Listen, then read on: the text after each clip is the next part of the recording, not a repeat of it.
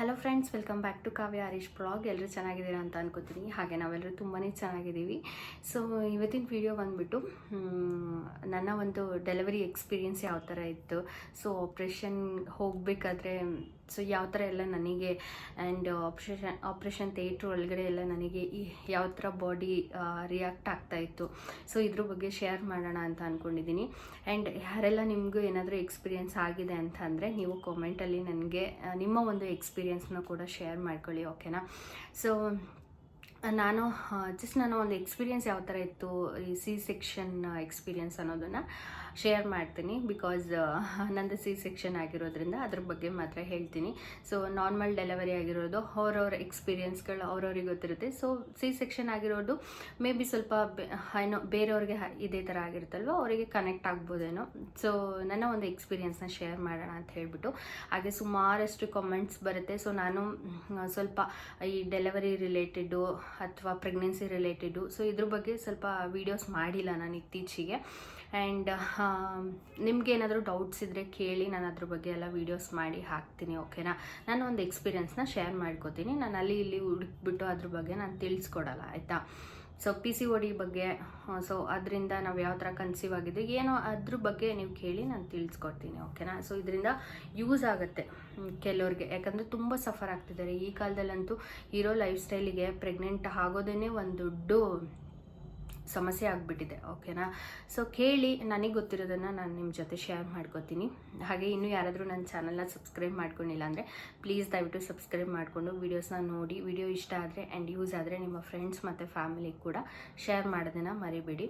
So first ನನಗೆ actually ಏನಾಯಿತು ಅಂತಂದರೆ, ನಾನು ರೆಗ್ಯುಲರ್ ಚೆಕಪ್ಗೆ ಅಂತ ಹೋಗಿದ್ದು, ಓಕೆನಾ. ಸೊ ರೆಗ್ಯುಲರ್ ಚೆಕಪ್ಗೆ ಅಂತ ಹೋದಾಗ ನನಗೆ ಹೇಗಿದ್ದು 38+2 ಡೇಸ್ ಏನೋ ಆಗಿತ್ತು, ವೀಕ್ ಆಲ್ರೆಡಿ ಕಂಪ್ಲೀಟ್ ಆಗಿತ್ತು ನಂದು. ಸೊ ಓಕೆ ಫೈನ್, ಡಾಕ್ಟರ್ನ ನಾವು ಕೇಳಿದ್ವಿ. ಆ್ಯಕ್ಚುಲಿ ನನ್ನ ಬರ್ಡೇ ದಿನನೇ ಮಾಡಿಸ್ಕೊಬೇಕಂತ ನನಗೆ ಪ್ಲ್ಯಾನ್ ಇದ್ದಿದ್ದು.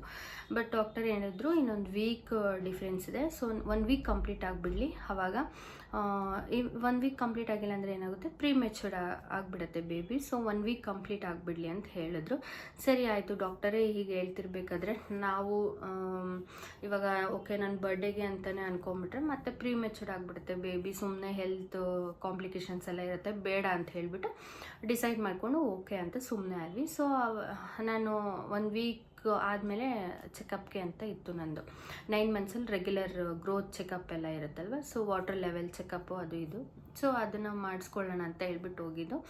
ಆಮೇಲೆ ಡಾಕ್ಟರು ನಾರ್ಮಲ್ ಡೆಲಿವರಿಗೆ ಟ್ರೈ ಮಾಡ್ತೀರಾ ಅಂತ ಕೇಳಿದ್ರು. ನಾನು ಆಲ್ರೆಡಿ ಮೆಂಟಲಿ ಫಿಕ್ಸ್ ಆಗಿದ್ದೆ, ಇಲ್ಲ ನನ್ನ ಸಿ ಸೆಕ್ಷನ್ನೇ ಅಂತ ಹೇಳ್ಬಿಟ್ಟು ನಾನು ಫಿಕ್ಸ್ ಆಗಿದೆ. ಏನಕ್ಕೆ ನಾರ್ಮಲ್ ಡೆಲಿವರಿಗೆ ನಾನು ಫಿಕ್ಸ್ ಆಗಿರಲಿಲ್ಲ ಅಂದರೆ, ನನ್ನ ಕಂಪ್ಲೀಟ್ ಬೆಡ್ ರೆಸ್ಟು, ಓಕೆನಾ. ಸೊ ಯಾವುದೇ ಥರದ್ದು ಒಂದು ಆ್ಯಕ್ಟಿವಿಟೀಸ್ ಇರಲಿಲ್ಲ ನನ್ನ ಬಾಡಿಗೆ, ಆಯಿತಾ. ಸೊ ಹಿಂಗಿದ್ದಾಗ ನಾರ್ಮಲ್ ಟ್ರೈ ಮಾಡೋದು ತುಂಬ ಕಷ್ಟ ಅಂತ ಅನಿಸ್ತು. ಹಂಗೂ ಚೆಕ್ ಮಾಡಿದಾಗ ಆ್ಯಕ್ಚುಲಿ 6 to 7 ಇಂಚಸ್ ಏನು ಓಪನ್ ಇರಬೇಕು ಅಂತಲೇ ಹೇಳ್ತಾರೆ. ನಾನು ಜಸ್ಟು 1 ಇಂಚಸ್ ಏನೋ ಇತ್ತು ಅಷ್ಟೇ. ಸೊ ಸುಮ್ಮನೆ ನಾನು ಕಾಂಪ್ಲಿಕೇಟ್ ಮಾಡ್ಕೊಳ್ಳೋದು, ಮತ್ತು ನನ್ನ BP ವೇರಿ ಆಗ್ತಾಯಿತ್ತು. ಸೊ ಸುಮ್ಮನೆ ಕಾಂಪ್ಲಿಕೇಶನ್ ಮಾಡ್ಕೊಳ್ಳೋದು ಬೇಡ ಅಂತ ಹೇಳಿಬಿಟ್ಟು ನಾನು ಸಿ ಸೆಕ್ಷನ್ ಅಂತಲೇ ಡಿಸೈಡ್ ಆಗಿದ್ದು. ಸೊ ಆವಾಗ ಓಕೆ ಹಾಗಿದ್ರೆ ನಾವು ಇವತ್ತೇ ಮಾಡೋಣ ಅಂತ ಅಂದರು. ನಾವು ಆ್ಯಕ್ಚುಲಿ ಗುರುವಾರ ನನ್ನ ಮಗಳು ಹುಟ್ಟಿದ್ದು.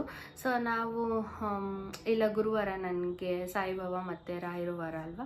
ಸೊ ಹಾಗಾಗಿ ನಾನು ಏನು ಅಂದ್ಕೊಂಡೆ, ಇಲ್ಲ ಡಾಕ್ಟರ್ ನಾಳೆ ನಾವು ಟೈಮಿಂಗ್ಸ್ನ ಕೇಳ್ತೀವಿ, ಸೊ ಟೈಮಿಂಗ್ಸ್ನ ಕೇಳಿಬಿಟ್ಟು ನಾಳೆ ಇಟ್ಕೊಳ್ಳೋಣ ಅಂತ ಹೇಳಿದ್ವಿ.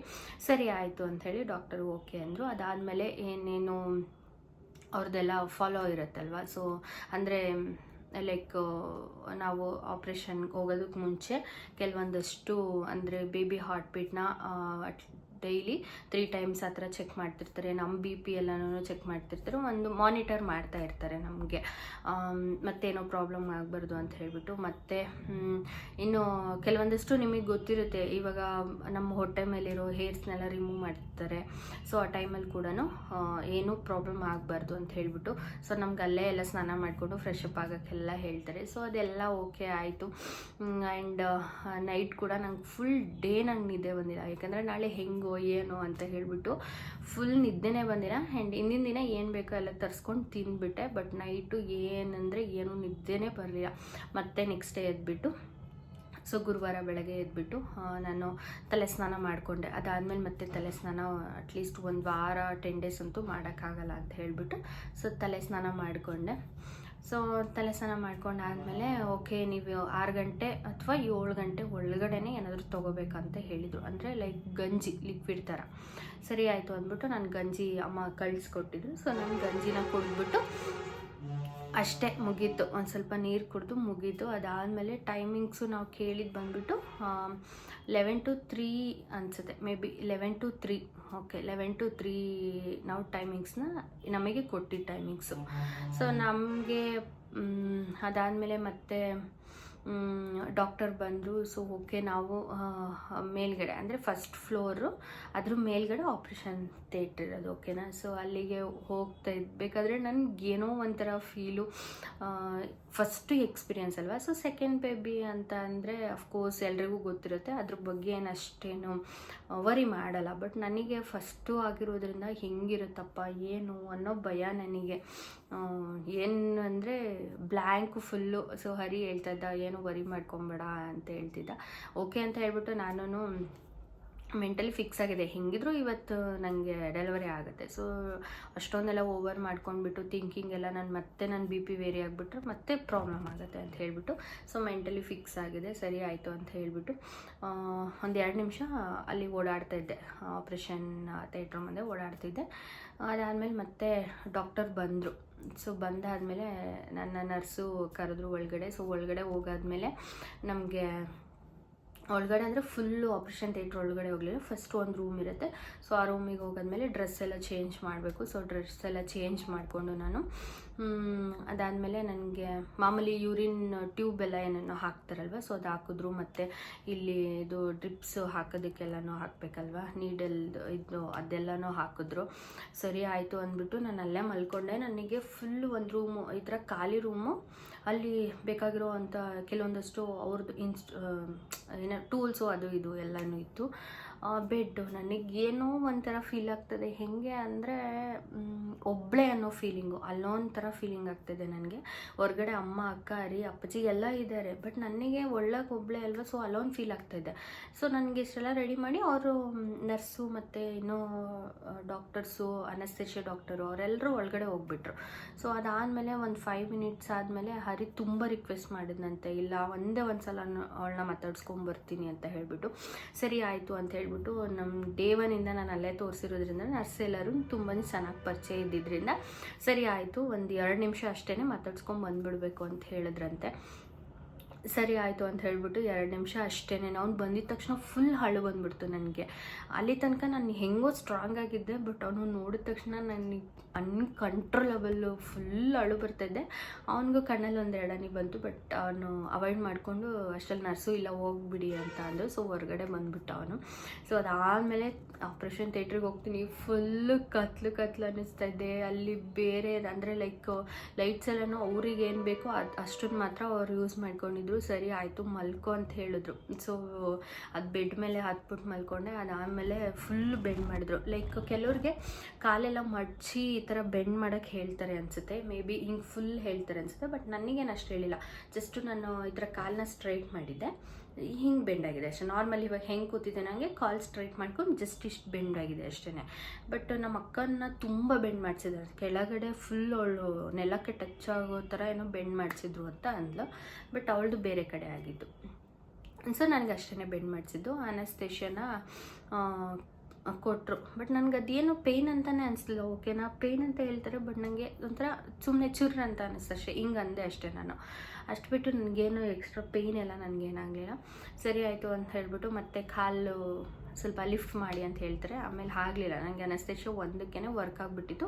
ನಮ್ಮ ಅಕ್ಕಂಗೆ 2 ಕೊಟ್ಟಿದ್ದಾರೆ, ಅವಳಿಗೆ ಫಸ್ಟು ವರ್ಕೇ ಆಗಲಿಲ್ಲ, ಸೆಕೆಂಡು ಕೊಟ್ಟಾಗ ವರ್ಕ್ ಆಗಿದ್ದಂತೆ. ನನಗೆ ಒಂದಕ್ಕೆ ವರ್ಕ್ ಆಯಿತು. ಅದಾದಮೇಲೆ ಏನು ಮಾಡಿದ್ರು, ಒಂದು ಸೈಡು ಫುಲ್ ನನಗೆ 2 ಕೈನ ಈ ಥರ ಲಾಕ್ ಮಾಡಿಬಿಟ್ಟಿದ್ರು. ಒಂದು ಕಡೆ BP ಮಾನಿಟರ್ ಆಗ್ತಾನೆ ಇರಬೇಕು, ಸೊ ಯಾವಾಗ ಏನು ಅಂತ ಹೇಳೋಕ್ಕಾಗಲ್ಲ. ಆ್ಯಂಡ್ ಇನ್ನೊಂದು ಕಡೆನೂ ಅಷ್ಟೇ ನನಗೆ ಮೇ ಬಿ ಲಾಕ್ ಮಾಡಿದ್ರು ಅಥವಾ ಏನು ಅಂದರೆ ನನಗೆ ಹಿಂಗೆ ತಿರುಗಿ ನೋಡೋದಕ್ಕೂ ಆಗಲಿಲ್ಲ. ಒಂದು ಗ್ರೀನ್ ಕಲರು ಬಟ್ಟೆನ ಬಿಟ್ಬಿಟ್ಟಿದ್ರು, ಓಕೆನಾ ನನಗೇನು ಕಾಣಿಸ್ಬಾರ್ದು ಅಂತ ಹೇಳಿಬಿಟ್ಟು. ಸೊ ಆಮೇಲೆ ಡಾಕ್ಟರ್ ಓಕೆ ಅವ್ರದ್ದು ಏನೇನಿದೆ ಎಲ್ಲ ಪ್ರೊಸೆಸ್ ಎಲ್ಲ ಸ್ಟಾರ್ಟ್ ಮಾಡಿಬಿಟ್ಟಿದ್ರು. ನನಗೆ ಹೆಂಗೆ ಆಗ್ತಾಯಿದೆ ಅಂದರೆ ಫುಲ್ಲು ವಾಮಿಟು, ಫುಲ್ಲು ಸ್ವೆಟ್ ಆಗ್ತಾಯಿದ್ದೀನಿ. ಅದೇನೋ ಕೆಲವ್ರಿಗೆ ಗೊತ್ತಾಗಲ್ಲ ಅಂತ ಹೇಳ್ತಾರೆ, ಬಟ್ ನನಗೆ ಡಾಕ್ಟರ್ಸು ಅವರು ಅದು ಅಂದರೆ ಲೈಕ್ ನಮಗೆ ಹೊಟ್ಟೆ ಒಳಗಡೆ ಹಿಂಗೆ ಕೈ ಹಾಕ್ಬಿಟ್ಟೆಲ್ಲ ತೆಗಿಯೋದು ಅದು ಇದು ನನಗೆಲ್ಲ ಗೊತ್ತಾಗ್ತಾಯಿದೆ, ಓಕೆನಾ. ಸೊ ಹೊಟ್ಟೆಲಿ ಒಂಥರ ಏನೋ ಬಟರ್ಫ್ಲೈ ಬಿಟ್ಟಂಗೆ ಆಗ್ತಾಯಿದೆ, ನನಗೆ ಕಿವುಚ್ದಂಗೆ ಆಗ್ತಾಯಿದೆ ಹೊಟ್ಟೆನ. ನನಗೆ ಆಗ್ತಾನೇ ಇಲ್ಲ, ನನಗೆ ವಾಮಿಟ್ ಬರ್ತಾಯಿದೆ ಅಂತ ಹೇಳ್ತಾ ಇದ್ದೀನಿ. ಸರಿ ಅಂತ ಹೇಳ್ಬಿಟ್ಟು ಒಂದು ಬೌಲ್ ಏನೋ ಕೊಟ್ಟರು, ಮಾಡ್ಕೊಂತೇಳಿ ಒಂದು 2 ಸಲ ನಾನು ಅನ್ನೋ ಥರ ಒಂಥರ ಇದು ಮಾಡಿಕೊಂಡೆ.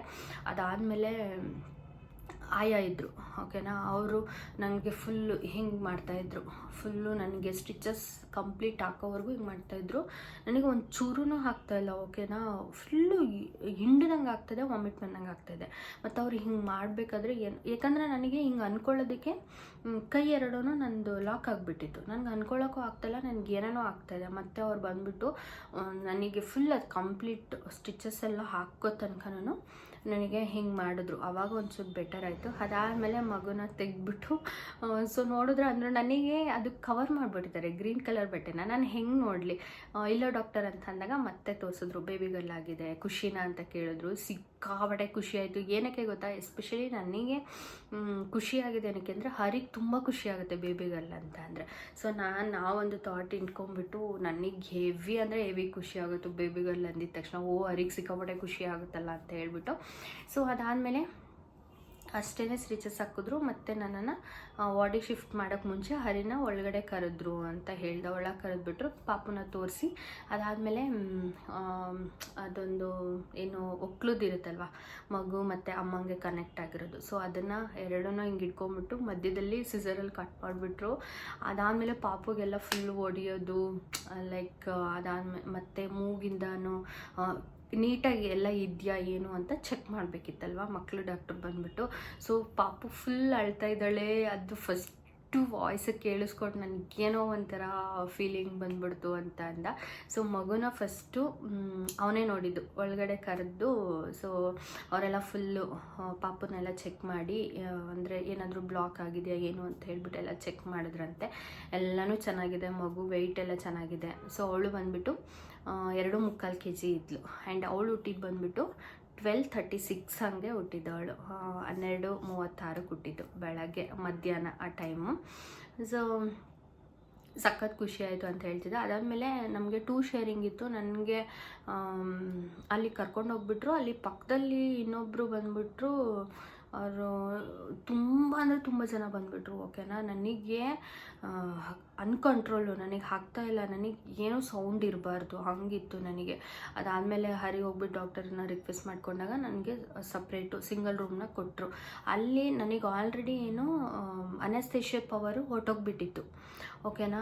ಸೊ ನನಗೆ ಆಗ್ತಾಯಿಲ್ಲ, ಬಟ್ ಅವ್ರು ಸೌಂಡ್ ಕೇಳೋಕ್ಕಾಗ್ತಾಯಿಲ್ಲ ನನಗೆ. ಈ ಕಡೆ ನನಗೆ ಮಲ್ಗೋಕ್ಕಾಗ್ತಾಯಿಲ್ಲ, ಪೇಯ್ನ್ ಸ್ಟಾರ್ಟ್ ಆಗಿಬಿಟ್ಟಿದೆ. ಅನೆಸ್ಥೇಷಿಯಾ ಪವರ್ ಹೋದಾಗ ಪೇಯ್ನ್ ಸ್ಟಾರ್ಟ್ ಆಗಿಬಿಟ್ಟಿದೆ. ಅದಾದಮೇಲೆ ಆಯಾ ಇರ್ತಾರಲ್ವ, ಸೊ ಅವರು ಬಂದುಬಿಟ್ಟು ಸರಿ ರೂಮ್ ಇದೆ, ನಾನು ನಿಧಾನಕ್ಕೆ ಶಿಫ್ಟ್ ಮಾಡ್ತೀವಿ ನಿಮ್ಮನ್ನು ಅಂತ ಹೇಳಿಬಿಟ್ಟು. ಸೊ ನನಗೆ ಅಂಥ ಪೇಯ್ನಲ್ಲೇ ಹಾಸ್ಪಿಟ್ಲಲ್ಲಿ ತುಂಬಾ ಕೇರಾಗಿ ನನ್ನ ಒಂದು ವಾರ್ಡಿಂದ ಇನ್ನೊಂದು ವಾರ್ಡಿಗೆ ಶಿಫ್ಟ್ ಮಾಡಿದ್ರು, ಓಕೆನಾ. ನನಗೆ ಹೆಂಗೆಂಗೋ ಆಗ್ತಾಯಿದೆ, ನನಗೆ ಹೇಳ್ಕೊಳಕ್ಕಾಗ್ತಾಯಿಲ್ಲ, ಹಂಗೆ ಆಗ್ತಾಯಿತ್ತು. ನನಗೆ ಸೈಲೆನ್ಸ್ ಇರಬೇಕಿತ್ತು. ಸರಿ ಆಯಿತು ಅಂದ್ಬಿಟ್ಟು ಶಿಫ್ಟ್ ಮಾಡಿದ್ರು. ಒಂದು ಚೂರು ಪೇಯ್ನ್ ಮಾಡಿಲ್ಲ ಪಾಪ. ಆದರೂ ಕೂಡ ನಮಗೆ ಇಷ್ಟು ಕಟ್ ಮಾಡಿರ್ತಾರೆ, ಪೇಯ್ನ್ ಆಗ್ದಂಗೆ ಇರುತ್ತೆ. ಸೊ ಅವರು ಎಷ್ಟಾಯ್ತು ಅಷ್ಟು ಕೇರಾಗಿ ನನ್ನ ಶಿಫ್ಟ್ ಮಾಡಿದ್ರು. ಸರಿ ಆಯಿತು ಅಂದ್ಬಿಟ್ಟು ರಾತ್ರಿ ಪೂರ ನಾನು ನಮ್ಮ ಅಕ್ಕ ಜೊತೆ ಮಾತಾಡಿದ್ದೀನಂತೆ. ಬಟ್ ನಂಗೆ ಏನು ಮಾತಾಡಿದೆ ಅಂತ ನನಗೆ ಗೊತ್ತಿಲ್ಲ. ಬಟ್ ನಮ್ಮ ಅಕ್ಕ ಹೇಳ್ತಿದ್ರು, ನೈಟ್ ಪೂರ ಮಾತಾಡಿದ್ಯಾ ನೀನು, ನಿದ್ದೆಲಿ ಇಲ್ಲ ನೋವಿಗೋ ಏನೋ ಗೊತ್ತಿಲ್ಲ, ನೈಟ್ ಫುಲ್ ಮಾತಾಡ್ಬಿಟ್ಟಿದ್ಯಾ ನೀನು ಅಂತ ಹೇಳ್ತಿದ್ಲು. ಸರಿ ಆಯಿತು ಅಂತ ಹೇಳ್ಬಿಟ್ಟು ಹಂಗೆಲ್ಲ ಮಾತಾಡಿದ್ದಕ್ಕೋ ಏನೋ ಗೊತ್ತಿಲ್ಲ, ನನಗೆ ನನ್ನ ಬ್ಯಾಡ್ ಲಕ್ ಏನೋ ಗೊತ್ತಿಲ್ಲ, ಸ್ಪೈನಲ್ ಹೆಡೇಕ್ ಸ್ಟಾರ್ಟ್ ಆಗಿಬಿಡ್ತು ನನಗೆ ನೆಕ್ಸ್ಟ್ ಡೇ. ಸೊ ಅದು ಏನು ಮಾಡಿದೆ ಅಂದರೆ ನಾನು ತಲೆ ಬಚ್ಕೊಂಡೆ. ಸರಿ ಆಯಿತು ಅಂದ್ಬಿಟ್ಟು ಆಯಾ ಬಂದುಬಿಟ್ಟು ನನಗೆ ಎದೊಳ್ಸಿದ್ರು. ಫಸ್ಟೇ ವಾಕ್ ಮಾಡೋಕ್ಕೆ ಹೇಳ್ಬಿಡ್ತಾರಲ್ವ, ಎದೊಳ್ಸಿದ್ರು. ಸರಿ, ನನಗೇನು ಅಂತ ಏನು ರಿಸ್ಕ್ ಅಂತ ಅನ್ನಿಸ್ತೀನಿ, ನಾನು ಆರಾಮಾಗೆ ಎದ್ಬಿಟ್ಟು ನಿಧಾನಕ್ಕೆ ವಾಕ್ ಮಾಡಿದೆ. ವಾಕ್ ಮಾಡಾದ್ಮೇಲೆ ನನಗೆ ಫುಲ್ ಹಿಂಗೆ ಕಟ್ಬಿಟ್ಟಿದ್ನಲ್ವ, ಇಲ್ಲೆಲ್ಲ ನನಗೇನೋ ಒಂಥರ ಹಿಂಸೆ.